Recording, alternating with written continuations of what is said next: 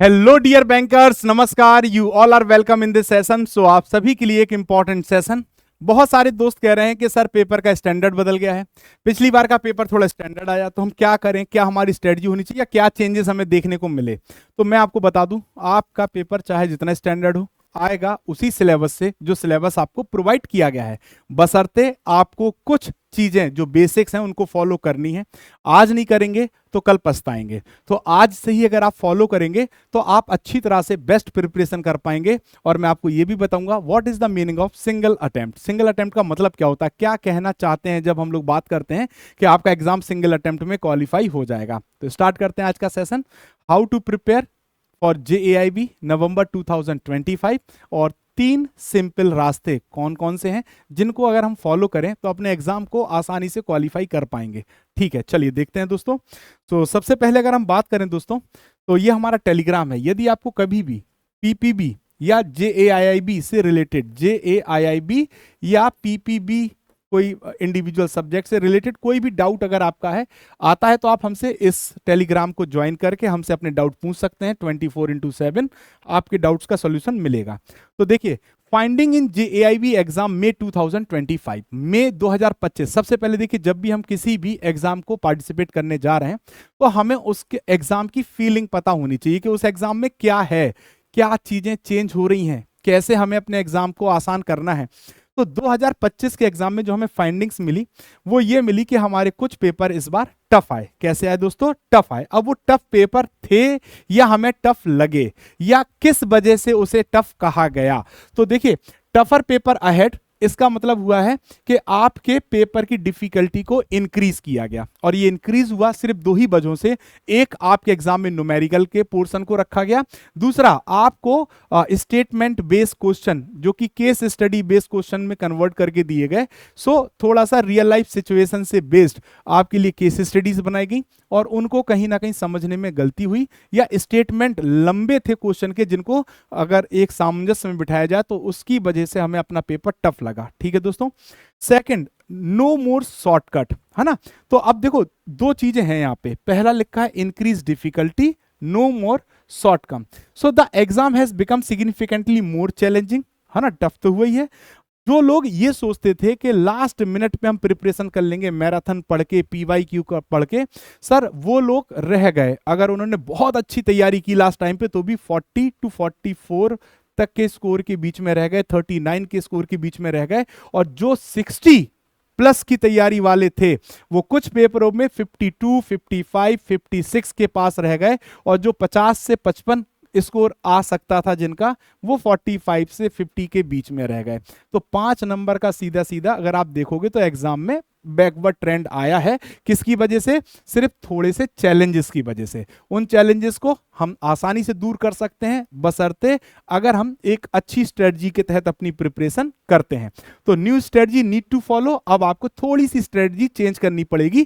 क्यों करनी पड़ेगी? क्योंकि देखो, जब मई 2023 में आपका सिलेबस चेंज हुआ था, क्या हुआ था? सिलेबस चेंज हुआ था। तो आपका पेपर सीधा सीधा स्टेटमेंट बेस आ रहा था, है ना। सीधा पेपर आ रहा था, सीधे क्वेश्चन थे, सीधे आप आंसर लगा पा रहे थे और इजीली, है ना, इजी वे में आप अपने एग्जाम को क्या कर पा रहे थे? क्वालिफाई कर पा रहे थे, जिन्होंने भी एग्जाम दिया। बट अब समय हो गया, हम आ गए 2025 में, तो पेपर के ट्रेंड में थोड़ा बहुत तो चेंज देखने को मिलेगा ही, है ना। तो अगर हम बात करें, सबसे पहले कंप्रिहेंसिव प्रिपरेशन अब आपको करनी पड़ेगी। जैसा PPB, AFM में आपने देखा, RBWM में भी आपने देखा। हाँ, IEIFS इस बार थोड़ा सा इजी आया था।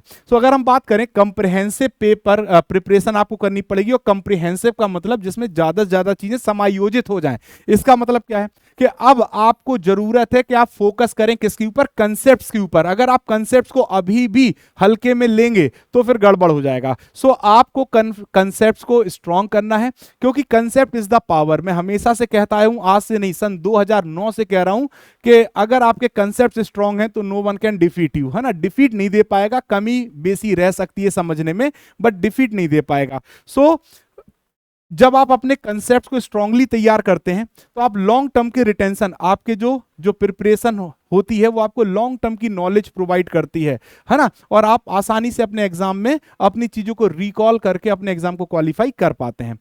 एक्सपेंडेड सिलेबस, आपने देखा कि आपके एग्जाम में कुछ थोड़े बहुत चेंजेस दिखे।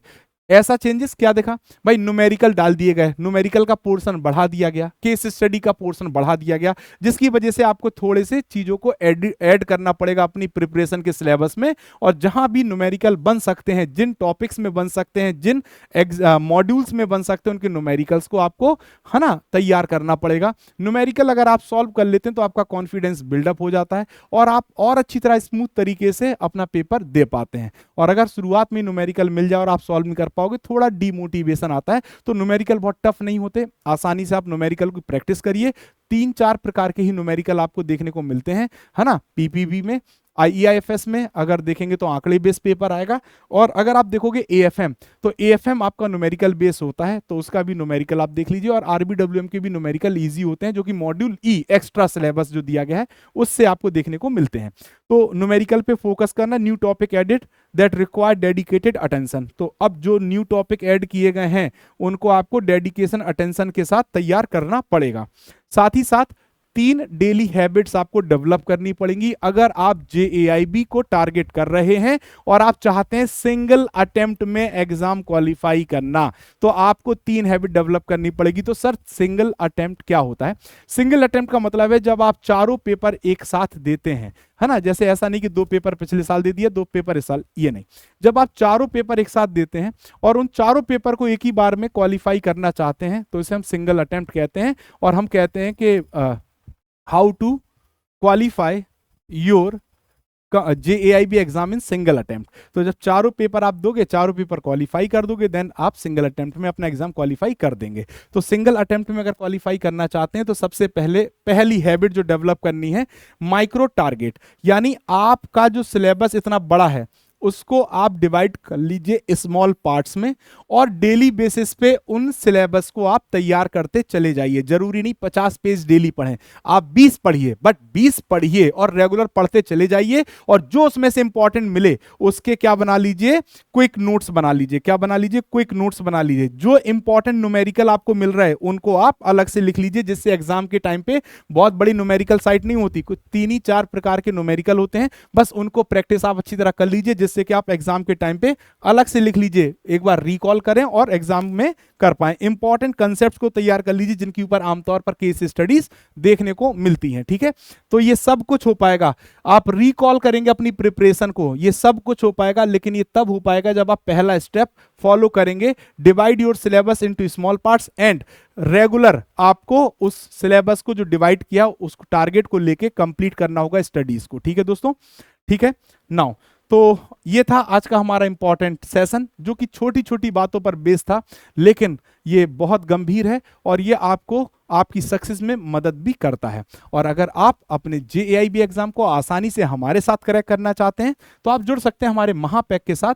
लीस्ट प्राइस में 3,999 में 1 ईयर और 5,999 में 2 ईयर। यहाँ पे आपके चारों कंपलसरी पेपर कवर हो जाते हैं, आपको क्विज एंड एमसीक्यूज भी मिल जाते हैं, 200 plus class notes, 24/7 doubt support और 2000 plus live classes, 15 plus batches, यानी फाउंडेशन, एमसीक्यू, कैप्सूल बैच, सब कुछ आपको मिलेगा एक ही महापैक में। तो फटाफट आप महापैक के थ्रू हमारे साथ प्रिपरेशन स्टार्ट कर दीजिए। हाँ, अगर किसी दोस्त का इंडिविजुअल एग्जाम रह गया है तो आप इंडिविजुअल बैच के थ्रू भी अपने कंसेप्ट को स्ट्रॉन्ग कर सकते हैं और अपनी कंप्लीट प्रिपरेशन मात्र 799 रुपए में उस सब्जेक्ट की कर सकते हैं। Bankers edge set of 4 books भी आपके लिए अवेलेबल है, जो कि लीस्ट प्राइस में आप अमेजन और फ्लिपकार्ट से बाय कर सकते हैं। तो दोस्तों, ये हमारा टेलीग्राम, इसको ज्वाइन कर लीजिए, जिससे आप अपने डाउट और क्वेरी पूछ पाएं। तो आज के सेशन में बस इतना ही। ये 3 बातें जो मैंने बताई हैं, इन 3 बातों को गठान लगा लीजिए और एग्जाम के पास देखिएगा आपका स्कोर होगा 60 प्लस, ठीक है दोस्तों। सो मेहनत करने वाले की कभी हार नहीं होती और कागज की नाव कभी नदी पार नहीं होती। ये बिल्कुल सटीक एग्जाम्पल है, सटीक कहावत है। आप अगर मेहनत करेंगे तो कभी हारेंगे नहीं, और अगर आप कागज की नाव पे चढ़ेंगे तो डूबने के चांसेस होते हैं। सो बढ़िया मजबूत मेहनत करिए, मजबूत नाव पे बैठिए, और ये नाव आपकी नॉलेज है जिससे आप पार करेंगे अपनी ग्रोथ के लिए, अपने सक्सेस के लिए उन सभी चैलेंजेस को जो आपको बाधा उत्पन्न करते हैं। Thank you all.